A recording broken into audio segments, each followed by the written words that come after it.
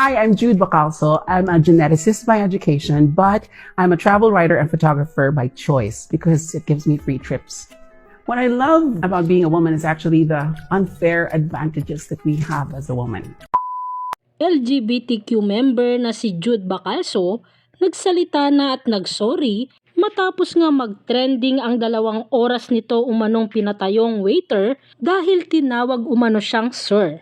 Mga netizens tila hindi kumbinsido sa public apology nito. May Facebook post nga si Jude Bacalso, ang controversial na LGBT writer, tungkol nga sa pagpapatayo umano nito sa waiter ng 2 oras. Narito nga ang kanyang Facebook post. Earlier today, I sat down to quietly settle the matter with the restaurant management, one crew and the store supervisor who were present last night. The waiter I had a disagreement with was not present. After each one of us aired our sides, I am happy to share that we have agreed to pursue together more inclusive practices in the restaurant. I also realized that in the impassioned pursuit of my advocacy, I could have done with a little measure of kindness, sadly quite absent in the ruckus that has all unnecessarily created when it was made public without our knowledge.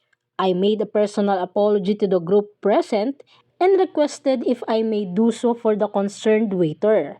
I am also making it very public with this post as it has become quite public fodder. I also want to underscore that the management always had the back of their personnel with constant communication with me on behalf of their employees, who are all treated as family, as I know personally from their history. To quote the supervisor, they served me as best they could even if it was most difficult for them to do so.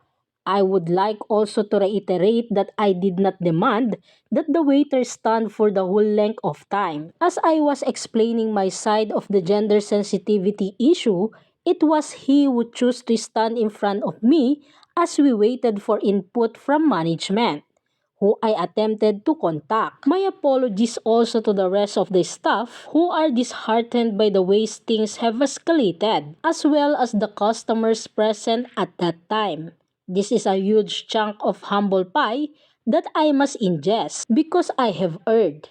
May we start here with, as the supervisor pointed out, an uphill path to reconciliation, and we hope you will be able to allow us and yourselves to do so unhampered so we may all learn and heal from this. Buong pahayag ni Jude Bacalso. Narito naman ang samot-saring komento mula sa mga netizens.